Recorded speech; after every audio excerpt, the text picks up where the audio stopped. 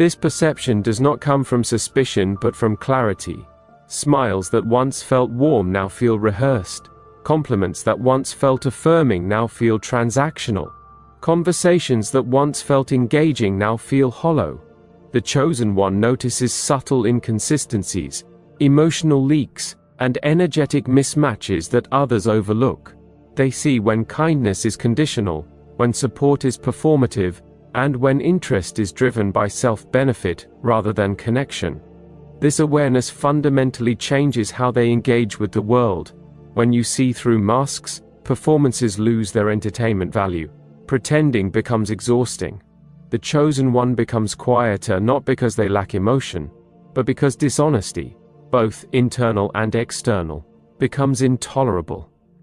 They stop participating in shallow exchanges that require them to dim their awareness. This silence is often mistaken for arrogance or emotional detachment, but it is simply truth without decoration. The chosen one does not announce what they see, they simply disengage.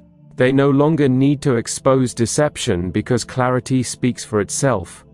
This can feel threatening to those who relied on illusion, charm, or manipulation. The chosen one's so-called coldness is simply the absence of pretense. They are no longer willing to pretend not to notice what they clearly see. 3. They withdraw emotional access.